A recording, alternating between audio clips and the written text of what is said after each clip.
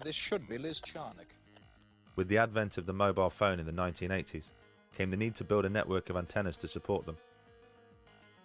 Since then, the telecom companies have erected over 5 million mobile phone masts around the world. But incredibly, prior to filling the air with microwave frequencies, they didn't conduct a single piece of research to ensure there wouldn't be any long-term health effects from such exposure.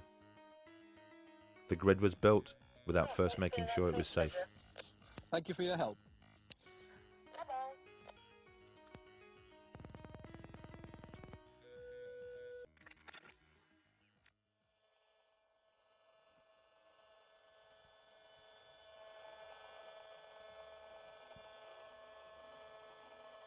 So It's pretty ugly, isn't it? yeah, and it's constant as well. One thing you'll notice is it doesn't stop. It's 24/7. This is what's coming out of the mast.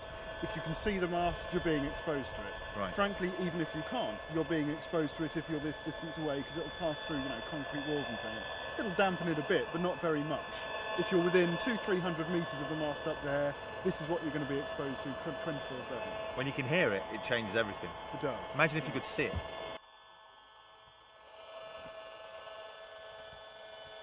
I mean, it'd be the equivalent of seeing a daily smog. Yeah. around you.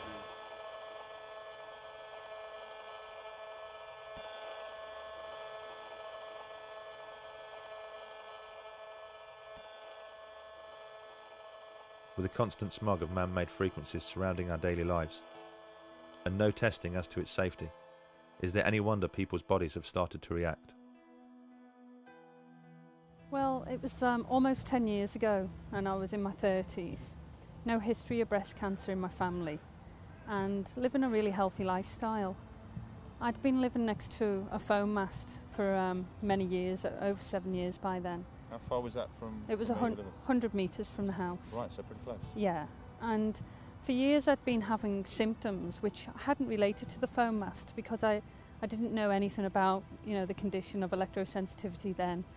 And I'd been having vertigo, sleep problems, headaches, sharp pains in my head. And I'd often visit the doctor only to be told it was either stress or a virus. And then just out of the blue, I was diagnosed with breast cancer. And it was the biggest shock of my life. And at first I thought, well, it's bad luck, it's just unlucky, it's me. And started to go through my treatment. And it was then I started bumping into neighbours in the hospital. And I only lived in a small village. Right. And started bumping into other young ladies as well, who were neighbours. Young? Who, How old are you? oh, well, I was the youngest in my 30s, but the Right. others were in their 40s or early 50s. Right, so it's very young. And that was 5 of us all diagnosed at once, within 6 months of each other, with breast cancer. There were only 18 houses in the village surrounding the foam mast, so Eileen decided to conduct a survey to see if anybody else had suddenly started suffering ill health. What came back really frightened us. Lots of people were reporting the same symptoms that I've been suffering with for years. So vertigo. Yeah, the headaches, the Headaches. vertigo. But there was other young women in the village who were having fertility problems and precancer cervical cells. Other young ladies who'd had breast cancer benign lumps, and there were other conditions of cancer as well in the area. One of our neighbours, who was only 51, had developed motor neurone disease, and he unfortunately died. And so we unearthed a horrendous can of worms. We'd done a count of 77 people in the houses. And out of 77 people, how many people The, were suffering biological effects? the estimate was around 70% people 70% of people. who'd had effects over the years with biological effects, sleep problems, skin rashes, benign lumps or cancer. Yeah, it was it had a big impact on people in the village. I think this is a global, massive problem. We found since then that we were not the only cancer cluster around a foam mast. There are many cancer clusters around foam masts. And we'd worked with a local scientist where we looked at other foam masts that have been in areas for a long time and conducted other surveys and found other cancer clusters as well.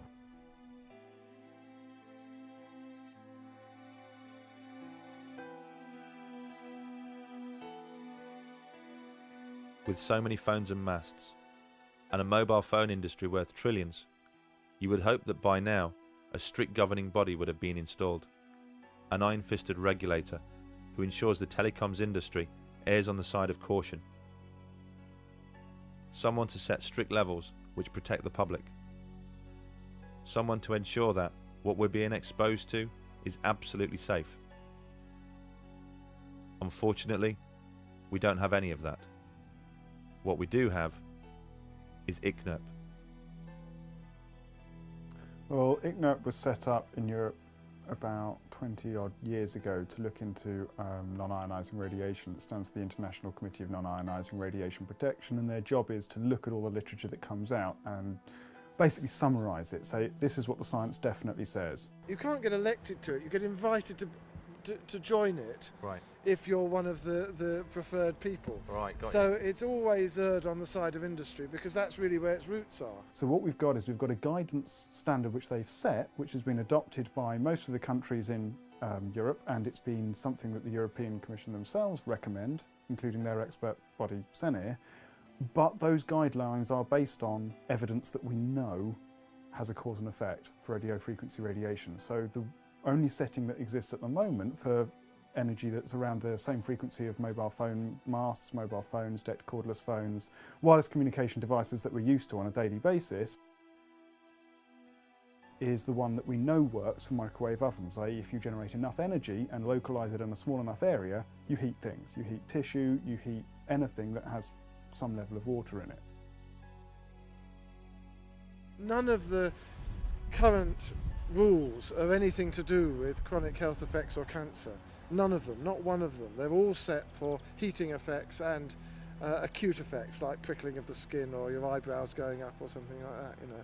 None of them are for long-term health effects. So saying that it's below 40, that it means nothing. It's meaningless. It's meaningless. It is not intended to protect from long-term health effects. ICNIRP is just irrelevant. It's irrelevant. Well, for example, if you want to make sure that nobody exceeds the speed limit past a school, set the speed limit at 1,000 miles an hour. Then everyone will obey the speed limit. No one will exceed it. You know, everyone can go sailing past this school at 999 miles an hour and the limit will be complied with. The advisory body effectively are not set up to look at the evidence with regards to safeguarding the general public. So ICNIRP essentially there to establish what's 100% fact, and anything that's not 100% fact is not their concern. That's right. They'll talk about it, they'll summarise what there is, what there isn't, and what's left to find out, and then that's it. They'll leave it there. No recommendations, nothing, because they just don't see it as their job.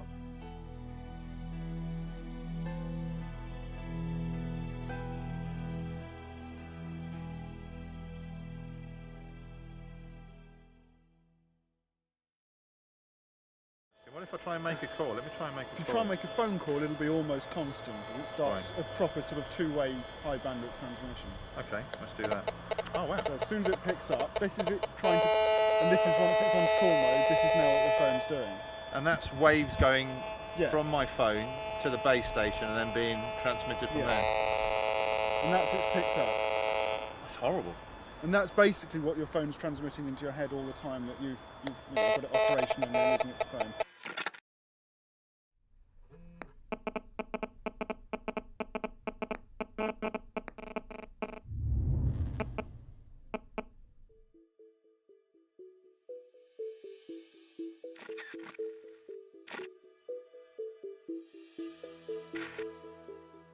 It's hard to imagine a piece of technology which has accelerated into our lives quite like the mobile phone.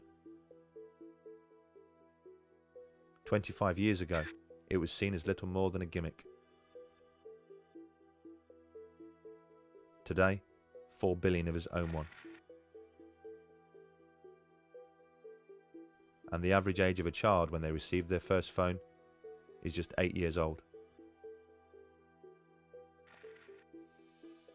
The way a mobile phone works is by sending and receiving microwave frequencies to and from the base station. So having a phone pressed against your head inevitably means your brain is being exposed to those waves.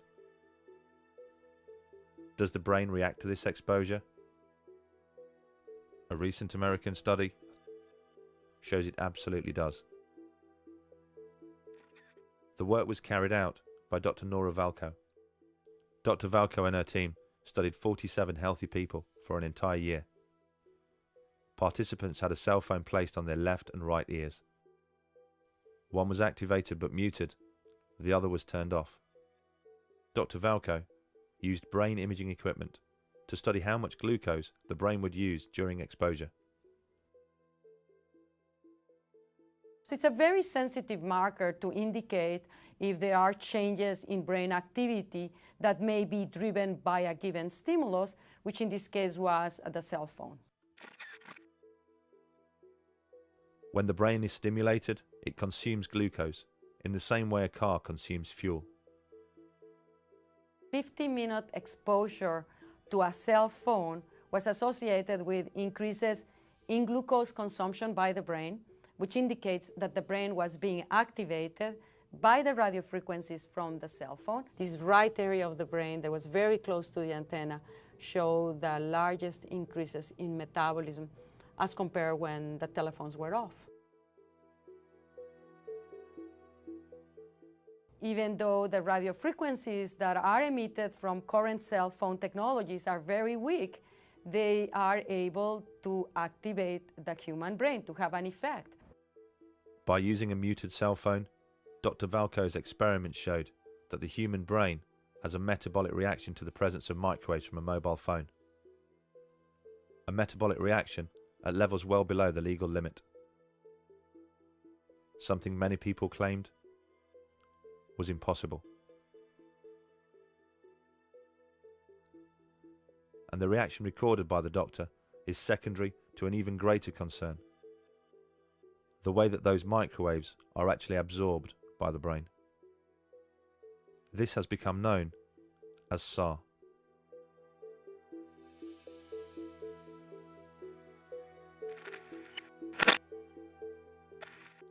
SAR is, well, first of all, it stands for specific absorption rate, and that's the measure of how much radio waves, or how much RF energy, in this case radio waves, is absorbed into the human body over a certain period of time within a certain volume. So it's a measure of the heating effect that a radio transmitter would have on your body, on the human body. The SAR for every mobile phone is measured in this way, using an artificial head called a SAM phantom. This is filled with a glucose mixture which represents the brain. The probe measures the amount of microwave radiation that penetrates the SAM phantom skull and calculates a SAR rating based on how much energy is absorbed.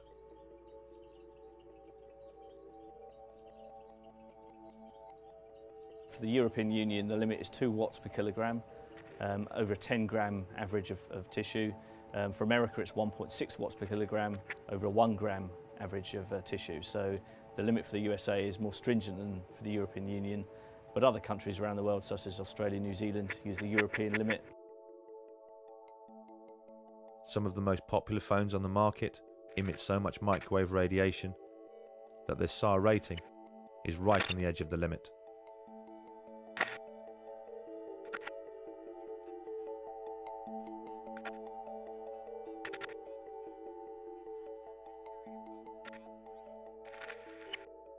Every millimetre of skull helps protect the brain against the phone's microwave radiation, and therefore lowers the phone's SAR rating.